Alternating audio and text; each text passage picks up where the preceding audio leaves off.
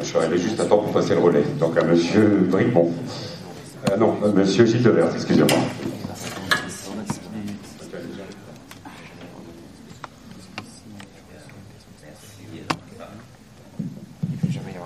Merci de l'invitation. Bonjour à tous et à toutes.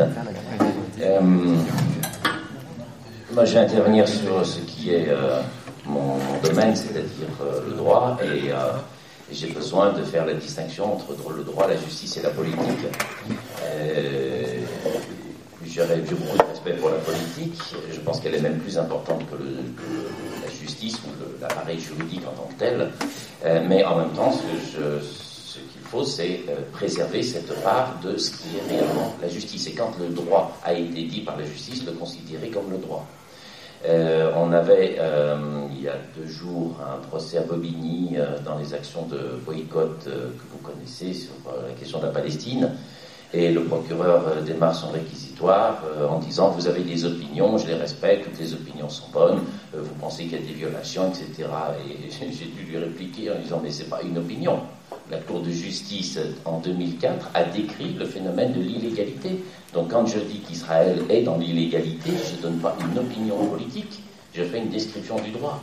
Et il y a en revanche des utilisations qui sont faites où c'est assez clair que si je veux violer le droit dans le concept actuel, je vais l'habiller, c'est-à-dire que je me donne un étendard, je me donne vertueux pour avoir une politique qui va permettre de créer l'illégalité. Créer de l'illégalité, c'est pas très compliqué. Il suffit d'avoir une majorité, que ce soit au Conseil de sécurité ou dans un État, et de faire voter une loi ou de faire adopter une résolution qui est illégale, et elle devient la légalité. Bon. Donc il faut qu'on soit en mesure de distinguer l'outil tel qu'il est et ce que c'est que la réalité du droit. Et de ce point de vue-là, un travail d'analyse qui est à faire avec cette conception finalement très, très simple, c'est que la justice peut être ressentie comme c'est toujours un idéal, même dans les affaires les plus simples, ça, je dois dire. Personne saisit la justice, c'est toujours un idéal, mais dans la réalité, le droit n'est pas de génération spontanée, il est issu d'un rapport de force.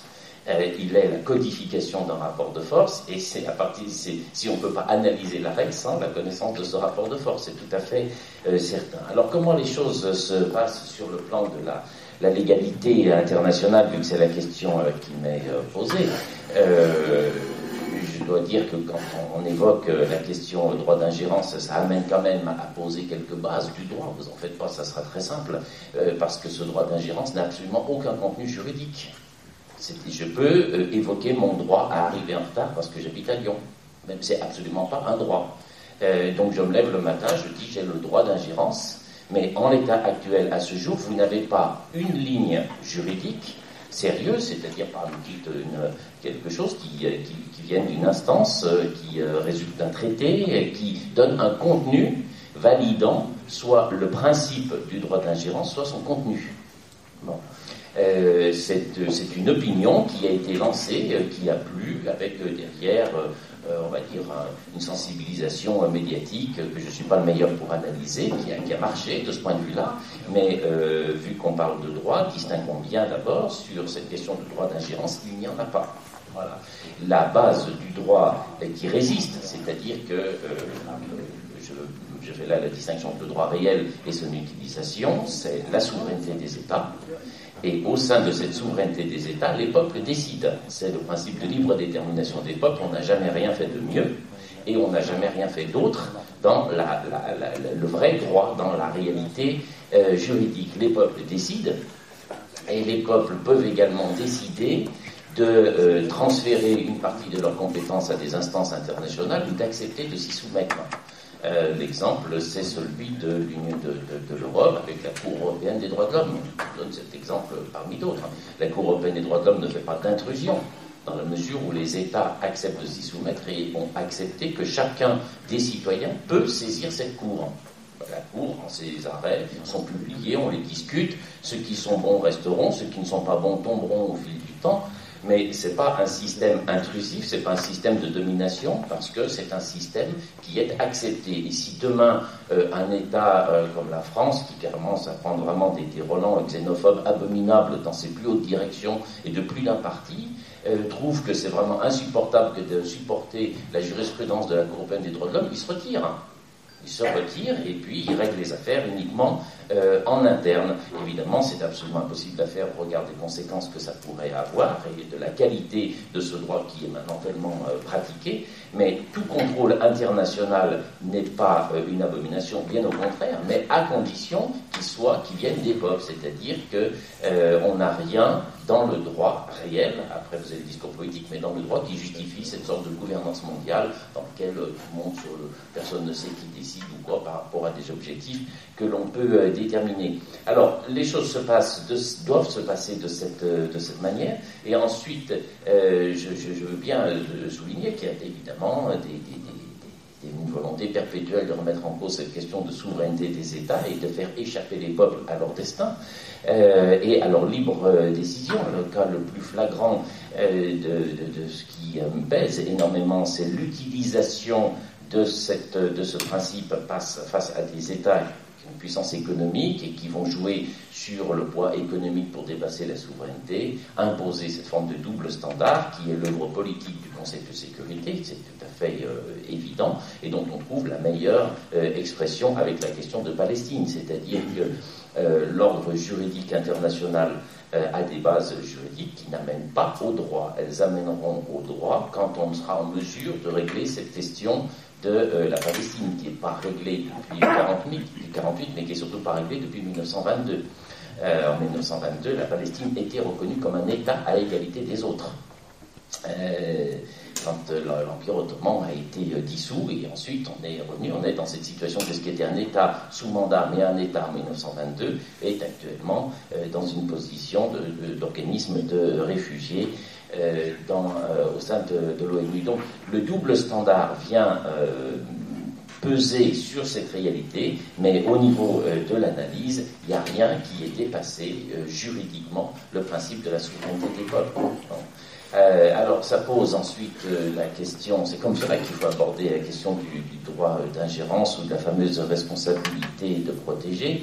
Le droit d'ingérence, je vous dis, n'a aucun fondement en droit, c'est donc une invention, c'est un slogan si vous voulez, mais je dis qu'il n'a jamais rien, vous n'avez aucun traité, ni la masse des États, les États du Sud ont refusé évidemment ce droit d'ingérence qui était qu'une manière de poursuivre le colonialisme avec un aspect vertueux, en choisissant un certain nombre de causes, en les mettant en lumière, en les utilisant.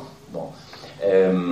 Mais je pense que le droit d'ingérence garde peut-être une illusion chez ceux qui regardent les questions de très très loin. Mais dans la vie internationale, tout le monde a compris que c'était absolument rien, et rien de sérieux. Donc il y a eu l'idée de passer par cette responsabilité de protéger, qui partait d'un processus plus construit et qui a amené à la résolution de la Libye. La responsabilité de protéger, le droit d'ingérence, c'était moi, avec mon ami qui est ici, on décide que lui il a besoin de notre ingérence. On se fait financer par un État qui ne peut pas y envoyer directement ses soldats, et on y va. Voilà. Quand c'est c'est pour ça que ça ne peut pas tenir. Quand c'est la responsabilité de protéger, c'est l'idée que la communauté internationale, par ses instances, et c'est le Conseil de sécurité, surtout l'Assemblée générale de l'ONU un peu, décide par rapport à des traités qui ont été largement acceptés, d'intervenir dans un État pour la protection de la population. Bon. C'est pas du tout la même nature que le droit d'ingérence sur le principe. Le problème, c'est de savoir si le principe peut tenir face aux réalités. Et la démonstration de la Libye, c'est que non. C'est-à-dire qu'il y avait déjà plus que des doutes, et Jean Bricmont a beaucoup participé à ces questions, donc il les développera comme il l'entend avec toute son expérience, mais il y avait plus que des doutes en disant, bah oui, il suffit de passer par les organes de l'ONU, et puis, vu que c'est à l'ONU, on adhère, donc c'est accepté, donc ça va se faire. Il y avait évidemment l'idée que c'était une manière de donner une apparence juridique à ce qui restait cette volonté occidentale de régler l'ordre international comme elle le voulait. Donc il y avait plus que des doutes dès l'origine. Et beaucoup de... Bon, la première résolution qui a été prise sur la Libye a été d'abord précédée, il faut même pas l'oublier, parce que l'autre jour, Sarkozy fait une déclaration en disant de toute façon, on ne peut pas intervenir en Syrie, on n'a absolument aucun droit, nous, en tant que Français. Bon, c'est ce qu'il voulait faire au départ. Rappelez-vous, quand la première sortie de BHL, qui était venue avec ses deux membres du CND qu'il avait trouvé dans le hall d'hôtel, il passe par TF1 faire une interview et il dit il faut envoyer les soldats. Et donc Sarkozy était prêt à bombarder. Il avait fait une déclaration en ce sens. Et puis ensuite, il y a Juppé qui lui dit mais arrête, t'es fou, tu vas te retrouver en prison. Donc ils sont passés par le Conseil de sécurité, ils ont fait pleurer tout le monde, ils ont endormi la Chine et la Russie, qui ont accepté de s'abstenir, en pensant que c'était simplement dans l'idée fondamentale de la responsabilité de protéger, c'est-à-dire qu'ils avaient des informations, après elles sont discutées, je suis d'accord, moi je parle que du principe du droit, qu'il y avait peut-être une situation suffisante de menace sur une partie de la population, et qu'ils ont accepté ce qu'ils appellent la zone de ce qui était petite ambiguïté de rédaction, mais pas tant que ça. C'est-à-dire quand on regarde la résolution en elle-même, on se dit on peut peut-être faire un petit peu plus, mais la résolution, elle vise le principe de la responsabilité de protéger, donc elle visait tout. Voilà, c'est-à-dire que quand je fais référence à une loi, j'ai pas besoin de reprendre toute la loi. Donc la résolution ne permettait absolument pas les troupes au sol et ne permettait pas le renversement du gouvernement, c'est tout à fait évident. La résolution, elle a été épuisée en 48 heures. Les causes qui l'ont justifié, c'est un autre débat. Mais la résolution, c'était une protection pour éviter les bombardements des populations. Donc à partir du moment où il y avait un contrôle de l'espace aérien qui avait été fait, c'était terminé. Voilà. Bon. Et ensuite, ils sont partis sur d'autres plans, c'est-à-dire que cette résolution, quelle qu'en soit l'analyse factuelle à l'origine, a effectivement été totalement abusée. Donc, qu'est-ce qu'il en restera par la suite? Je pense que la réponse est venue à propos de la Syrie, où la Russie et la Chine ont fait comprendre que cette fois-ci, on ne les aurait pas deux fois, et que c'était absolument impossible de songer à nouveau à un exercice d'intervention, même maquillé derrière cette responsabilité de protéger. Alors, il ne faut pas dire pour autant qu'il ne se passe rien du tout, que l'on ne peut absolument rien faire et que le droit international serait complètement démuni. Vous savez, il y a toujours un certain doute quand sur le domaine du droit, je parle bien du droit dans sa réalité scientifique, on voit apparaître des idées nouvelles. Elles sont toujours bonnes, la création, etc., et les idées des personnes contre les systèmes, je ne passe mon temps à le soutenir, mais quand il y a vraiment un concept nouveau, il faut se poser la question pourquoi, voilà. Or, le droit international, dans sa construction, permet, en respectant le principe de souveraineté, un certain nombre de choses, notamment la question des génocides, c'est la question de la menace sur la paix, qui autorise le Conseil de sécurité à certaines modalités d'intervention, c'est la possibilité d'exercer des recours après coup. Donc, il ne faudrait pas dire qu'en gros, vu qu'il n'y a plus la responsabilité de protéger, il n'y a absolument plus rien, et qu'on avait découvert un truc en 2005, alors que depuis 100 ans, on n'avait absolument aucune idée. Non, des données existent, mais ces données ne peuvent pas échapper à l'idée que dans la société internationale, les citoyens sont des États. Voilà. Alors,